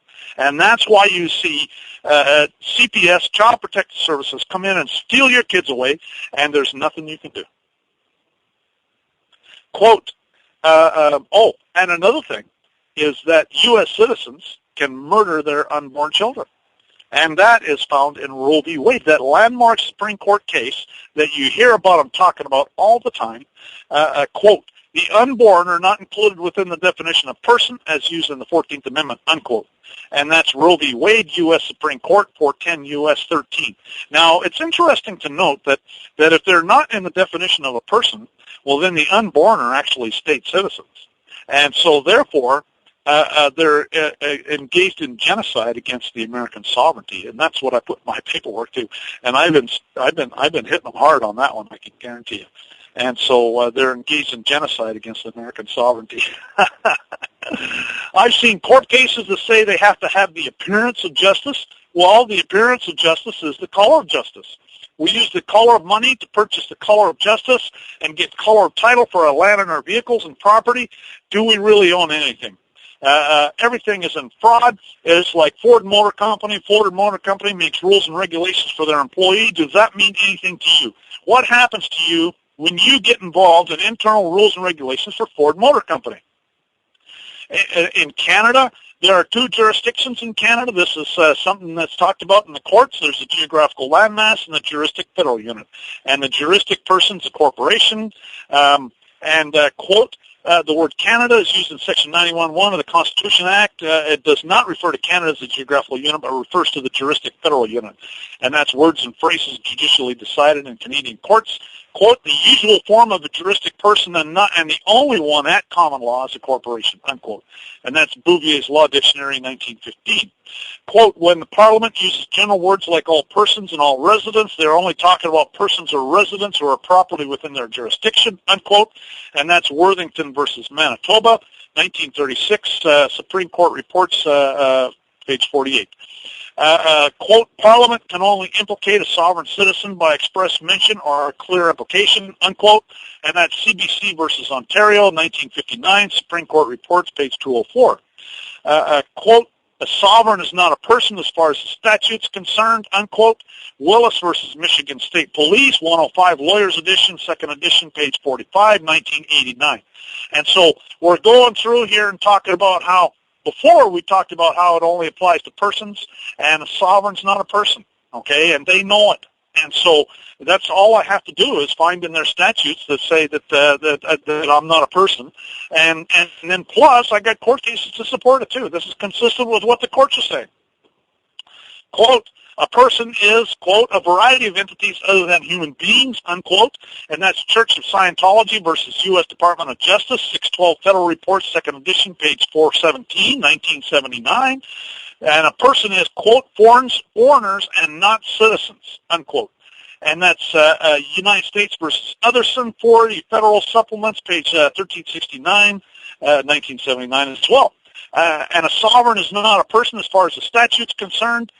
Quote, in common uses, the term person does not include the sovereign, and statutes employing the word are normally construed to exclude it. And there's a whole list of court cases here, the last one being Will versus Michigan State Police that we talked about earlier. Quote, a sovereign is not a person in a legal sense, unquote. And that's Henry Fox, 52 New York, page 535, and there's a whole bunch of other 94 U.S. 315, that's U.S. Supreme Court, a whole bunch of other court cases. Quote, trusts, contracts, devises an equitable right, title, or interest in property, real or personal, distinct from legal ownership, or it is a personal obligation for paying, delivering, or performing anything where the person trusting has no real right or security, for by that act he confides altogether to the faithfulness of those entrusted, unquote. And that's Bouvier's Law Dictionary, 1856 edition. We're talking about trusts now. And it's an equitable right. Remember, under martial law, they have courts of, what happens is that when we go through the martial law presentation, martial law supersedes common law, so there's no common law under martial law, and so what happens is that normally equity is supposed to follow common law, but because it's under martial law, then there's no common law, so equity can do literally anything it wants. And that's what the courts do, and they tell you that. The judge will tell you, I can do anything I want in this court. And he's 100% right. And so anyways, we're talking about trust, and it's an equitable right, title, or interest in property. A beneficial interest is that right which a person has in a contract made. Okay, again, it's a person. A beneficiary is the term frequently used as synonymous with the technical phrase Sestake Trust. Okay, so we're talking Sestake Trust. This is all going to the Vatican. Bouvier's Law Dictionary, 1856 edition. Beneficiary, a person who is designated to benefit from an appointment. Settlor is a person. Founder is a person. These are all things related to trusts. A grantor is a person. Black's Law Dictionary, 2nd edition. A beneficiary is a person. 3 definitions under beneficiary in Black's Law Dictionary, 8th edition, and they're all persons. Black's Law Dictionary, 8th edition. A settlor is a person. A founder is a person. A creator is a person. A donor is a person. And that's all found Black's Law Dictionary, 8th edition. Equity. In the early history of the law, the sense affixed to this word was exceedingly vague and uncertain. This is owing in part to the fact that the chancellors of those days were either statesmen or ecclesiastics, perhaps not very scrupulous in the exercise of power. It was then asserted that equity was bounded by no certain terms or limits or rules, and that it was controlled by conscience or natural justice. And that's Bouvier's Law Dictionary, 1856 edition. Equity, a court of equity. A court of equity is one which administers justice where there are no legal rights, or legal rights but courts of law do not afford a complete remedy where the complainant has and also has an equitable right, unquote. And that's Bouvier's Law Dictionary, 1856 edition. Now, you have to understand there's 2 kinds of title, and in real property is a good example. You have legal title and equitable title. So when you buy a house, you have legal title, but the mortgage company has equitable title, and because there's a contract, and so what happens is because the government's bankrupt, the mortgage company can go in there and steal your house from you because there's contract, and the courts of equity don't have to follow common law anymore. They follow martial law. They can do literally anything they want, so they like to help out their thief and bankster buddies, and that's what happens. And equity, Black's Law Dictionary, 7th edition, quote, equity, the system of law or body of principles originating in the English Court of Chancery and superseding the common and statute law, okay, common law and statute law, together called law in the narrow sense. When the 2 conflict, in appealing to the equity of the court, she's appealing to the king's conscience, unquote. Now, what they're essentially saying is that the court has the power to do the right thing, okay? Whatever it is, they can bend the rules, they can ignore the law, and it's superseding common and statute law. And so, but normally, if we weren't under martial law, they'd still have to follow common law as a guideline. And but because there's no common law, they can do literally anything they want. Laches, as a French law, as unreasonable delay in pursuing a right or claim, also almost always an equitable one. And remember, we were talking about courts of equity a minute ago. In a way that prejudices a party against whom relief is sought, also termed sleeping on rights. In other words, the bankster thieves, if you don't come after them, and they come after you, well then because under the principle of laches, then they'll let them come after you, and the bankster thieves will win because they have an they're equity courts, they're courts of equity. There's no common law, and you were asleep at the wheel. The equitable doctrine by which a court denies relief to a claimant who has unreasonably delayed in asserting a claim. So, again, under the banksters, probably the best thing to do is to file a lawsuit against them immediately. Like as soon as you close on the mortgage, file a lawsuit against them and get the court to vacate the mortgage or vacate the lien. Basically, is the way I would do it.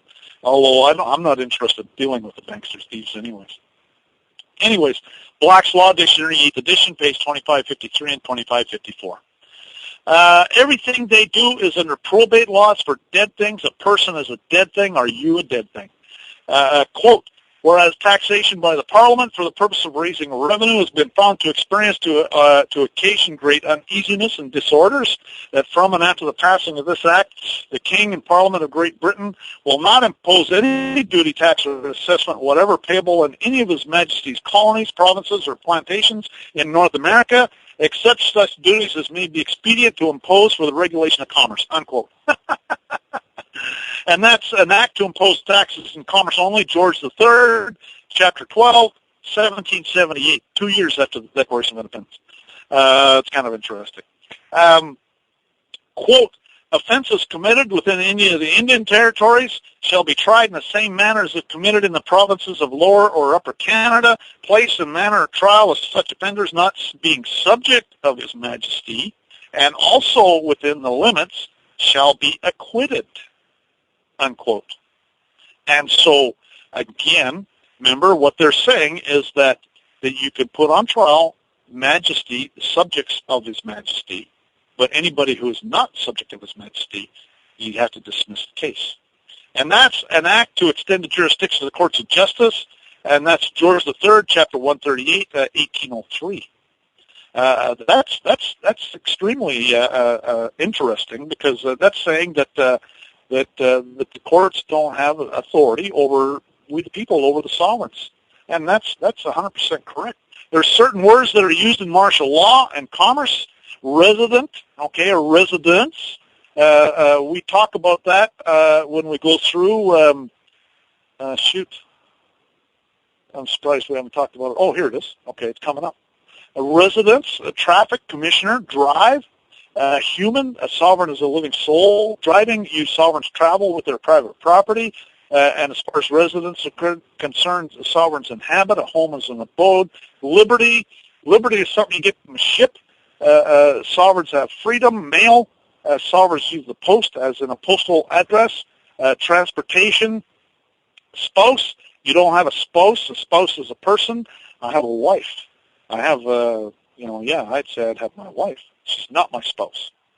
Any word that is for a person, trustee, trustor, beneficiary, it's all for trusts. Residents, quote, residents, as distinguished from citizens, are aliens who are permitted to take up a permanent abode in the country, being bound to the society by reason they're dwelling in it. They are subject to its laws so long as they remain there and being protected by it. They must defend it, although they do not enjoy all the rights of citizens. They have only certain privileges which the law or custom gives them.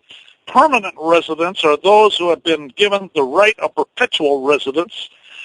They are a sort of citizen of a less privileged character and are subject to the society without enjoying all of its advantages.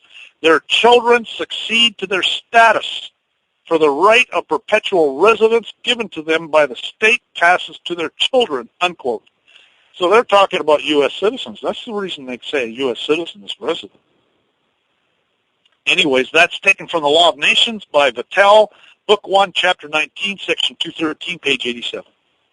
Quote, one does not necessarily become a non-resident by absconding or absenting himself from his place of abode, unquote. That's 52 Missouri Appeals, page 291.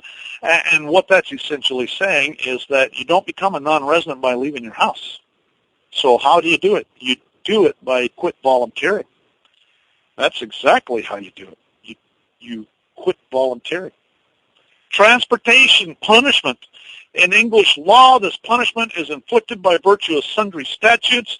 It was unknown to the common law. It is part of the judgment of the sentence of this court that a party shall be transported or sent into exile. And that's found in Bouvier's Law Dictionary, 1856 edition. Traffic, commerce, trade, sale, or exchange of merchandise, bills, money, and the like, unquote. Bouvier's Law Dictionary, 1856 edition. That's, again, traffic is commercial. Quote, it is true that at common law, the duty of the Attorney General is to represent the king, he being the embodiment of the state, but under the democratic form of government now prevailing, the people are the king, so the Attorney General's duties are to that sovereign rather than to the machinery of government, unquote. And that's Hancock versus Terry Elkhorn Mining Company, Kentucky, 503 Southwest Report, 2nd edition, page 710. Quote, both in English and Roman law, there are certain obligations were not in truth contractual, but which the law treats as if they were. They are contractual in law, but not in fact, being the subject matter of a fictitious extension of the sphere of contract to cover obligations which do not in reality fall within it, unquote. And that's Salmond on Jurisprudence, 9th edition, 1937, Sweet Maxwell, England, page 642. Now, that is talking about a quasi-contract, okay? And that's what, when you get involved in their statutes, that's what it's considered. It's a quasi-contract. And we're going to talk a little bit about that more. Quote, constructive or quasi-contracts are based solely upon the legal fiction or fiction of law, unquote. And that's Hill versus Waxberg, 237 Federal Report, 2nd edition, page 936. That's why they spell your name in all block capital letters. That's why if you want to get welfare or unemployment insurance, they want a social insurance or social security number because it's only the fiction that they can get you into a quasi-contract. It's only the fictitious entity. Quote, it is well-settled rule of law that he who seeks benefits of contract must also assume the burdens, unquote. And that's Hankins versus Moncton, 1938, 28 California Appeals, 2nd edition, page 723. Quote, a quasi-contractual action presupposes acceptance and retention of a benefit by one party with full appreciation of the facts under circumstances making it inequitable for him to retain the benefit without paying a payment of its reasonable value, unquote. And that's Major Blakeney Company versus Jenkins, 1953, 121 California Appeals, 2nd edition, page 325. Looks like somebody has a comment here. Can you repeat the last case about the Attorney General? Sure. Let's see. Quote, it is true that at common law, the duty of the Attorney General is to represent the king, he being the embodiment of the state, but under the democratic form of government now prevailing, the people are king, so the Attorney General's duties are to that sovereign rather than to the machinery of the government, unquote. And that's Hancock versus Terry Elkhorn Mining Company, Inc., Kentucky, 503 Southwest Report, 2nd edition, page 710. And that's also found at Commonwealth XREL Hancock versus Paxton, 516 Southwest Report, 2nd edition, page 867. Okay, so let's keep going to this quasi-contracts. Quote, existence of an implied contract is usually a question of fact for a trial court, unquote, and that's Karen versus Andrew, 1955, 133, California Appeals, 2nd edition. Quote, voluntary acceptance of benefit of transaction is equivalent to consent of all obligations arising from it, so far as facts are known or ought to be known to persons accepting, unquote. And that's Northern Assurance Company versus Stout, 1911, 16 California Appeals, page 548. Quote, constructive quasi-contracts include obligations founded on statutory duties, unquote. And that's Donovan versus Kansas City, 175 Southwest Report, 2nd edition, page 874. And it's also found at Henry United Burton Company, 140 Federal Supplements, page 495. Quote, persons dealing with government are charged with knowing government statutes and regulations, and they assume the risk that government agents may exceed their authority and provide misinformation, unquote. And that's Lavin versus Marsh, 644, Federal Supplement, 2nd edition, page 1378. That's the 9th Circuit, U.S. Court of Appeals, 1981. So the burden's on, again, if you're going to deal with the government, I don't want nothing to do with them. So I don't go and ask them anything. If you're going to ask them for anything, then they're going to exceed their authority. You've got to count on it. Quote, all persons in the United States are chargeable with knowledge of the statutes at large. It is well established that anyone who deals with government assumes the risk that the agent acting in the government's behalf has exceeded the bounds of his authority, unquote. And that's Ballo versus Federal Reserve Bank of San Francisco, 650 Federal Report, 2nd edition, page 1093, 9th Circuit, 1981. Again,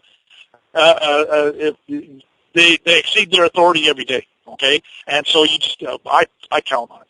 I treat them as if they are. They're automatically doing it. Quote, generally speaking, an account stated is based on the common law concept that an implied contract arises when the debtor, the service, submits to the creditor, the taxpayer, a statement of final balance due on an account, and the creditor accepts the proposed balance to close the account. And that's C. Bonwit, Teller and Company versus United States, 283 U.S. 258, I should say, 1931. Quote, persons who are not taxpayers are not within the system and can obtain no benefit by following the procedures prescribed for taxpayers, such as filing of claims for refunds, unquote. And that's Economy, Plumbing, and Heating versus U.S. 470, Federal Report, second edition, page 585. In other words, they know all about non-taxpayers, and the burden's on you to tell them you're a non-taxpayer. And there's court cases that even talk about it. Quote, the revenue laws are a code or system of regulation and of tax assessment and collection. They relate to taxpayers and not to non-taxpayers. The latter are without their scope. No procedures are prescribed for non-taxpayers, and no attempt is made to annul any of their rights or remedies in due course of law. With them, Congress does not assume to deal, and they are neither the subject nor the object of the revenue laws. And that's Long versus Rasmussen, 281 Federal Reports, page 236. And so, again, they're not trying to make laws for non-taxpayers. And so you have to understand that there are those who are not subject to the code. And that's me. I'm sovereign. And they know it. Matter of fact, they know that 99% of the people out there aren't subject to the code. If you want to volunteer in, I guess that's your choice. It is a free country. Quote, in doing this, I shall have occasion incidentally to evince how true it is that states and governments were made for man, and at the same time how true it is that his creatures and servants have first deceived, next vilified, and at last oppressed their master and maker, unquote. And that's Chisholm versus Georgia, 2 Dallas, page 419, and that's U.S. Supreme Court. Quote, a state like a merchant makes a contract, a dishonest state like a dishonest merchant willfully refuses to discharge it, unquote. And that's Chisholm versus Georgia, 2 Dallas, page 419. It's all about slavery. A person is a slave.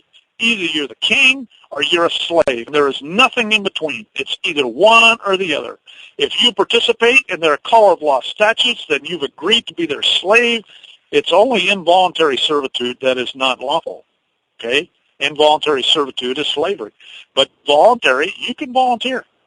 And people do it all the time. Nobody said it'd be easy, but it is possible. And what's the alternative? And that's the end of that presentation. But let me go and find that one on, let's do a search, actually. I'll do the Penhallow, because somebody had asked about that.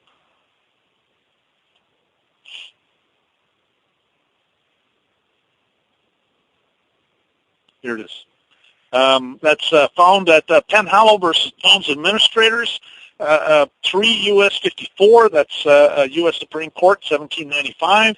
And quote, the summary is, inasmuch as every government is an artificial person and an abstraction and a creature of the mind only, a government can interface only with other artificial persons.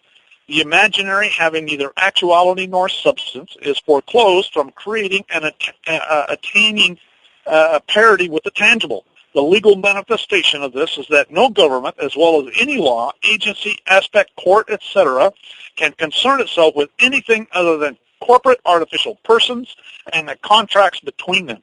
And that's a summary, okay?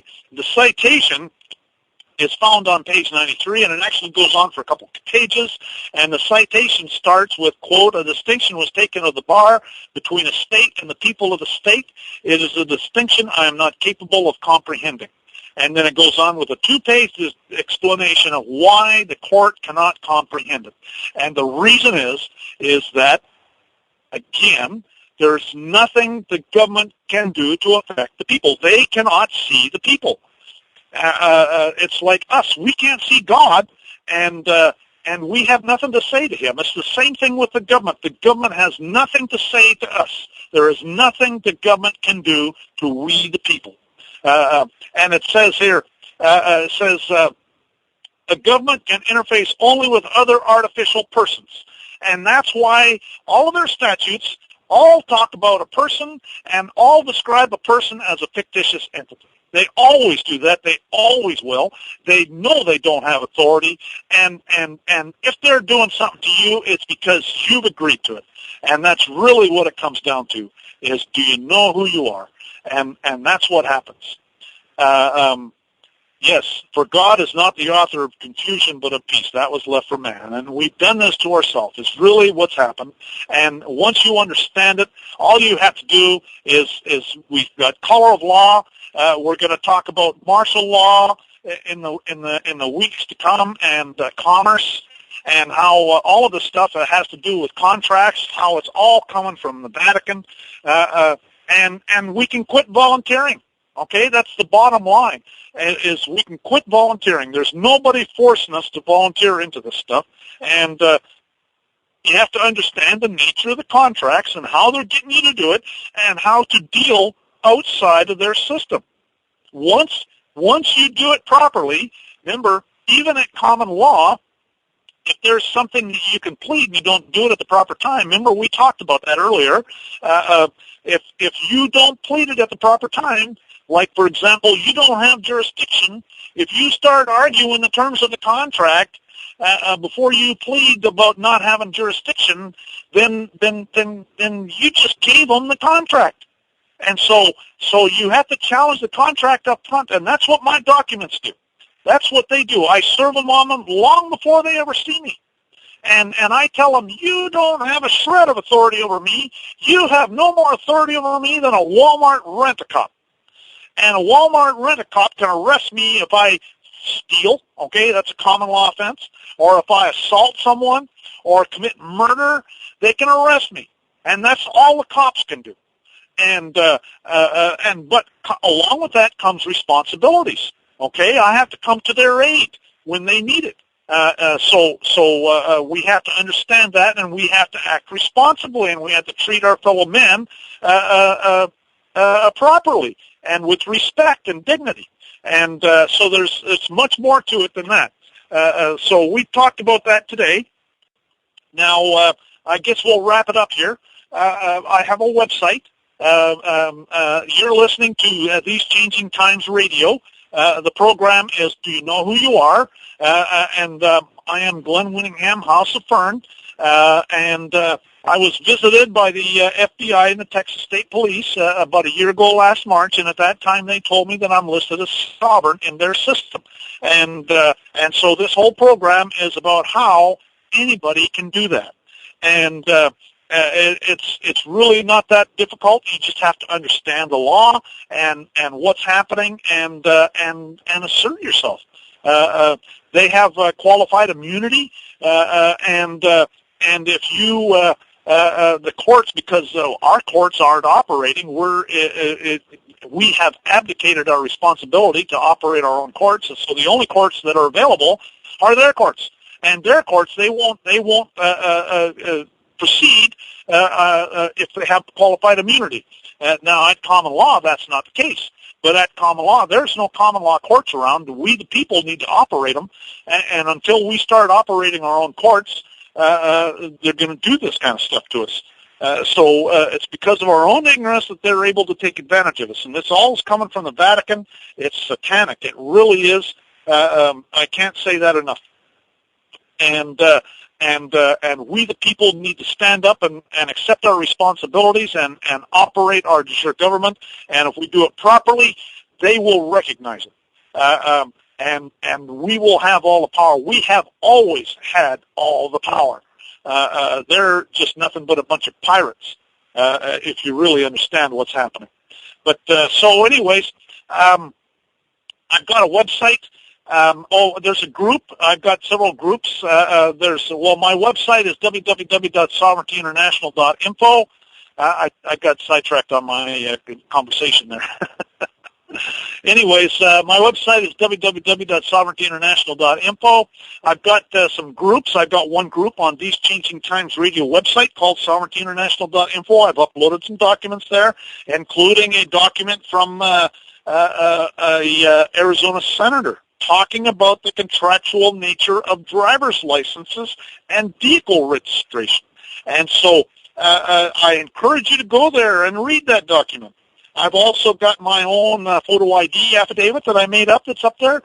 And so I've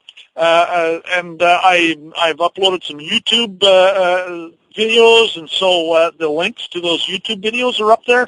I would encourage you to, if you want previous programs, to go to the archive section of These Changing Times radio website and get the sound files, because they're not near as big and they're easier to download.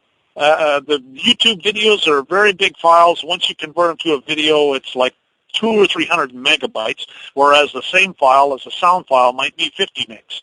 And so the sound files are not near as big and easier to download. That's the reason I haven't been uploading too many YouTube videos. And so what you need to understand is that it's all about who you are. Anyways, I've my YouTube profile is Sovereign Living. I've got about 100 videos, and some of them are from this program, and some of them are from private information shares that I've done. I'm available for private information shares if anybody's interested. It's about a 2-day event, at least a day and a half. I've updated my presentations, and so since the last one I did, which was last Christmas. Hello, are we there? Yes, you are, Glenn. Okay. I heard a big noise there, so... Anyways, okay, so I guess that's about it. I think what I'll do is I'll turn the time over to Kat to wrap things up. Okay, lovely, thank you. You've been listening to Glenn Winningham, and it's Do You Know Who You Are? He will be back with us on Sunday. Please stay tuned, for there will be Beyond the Looking Glass with Ravana on later, and I think Earthships and Gateways is on at 1 AM, so do stay tuned. You've been listening to These Changing Times with a Z or a Z, depending on where in the world you come from.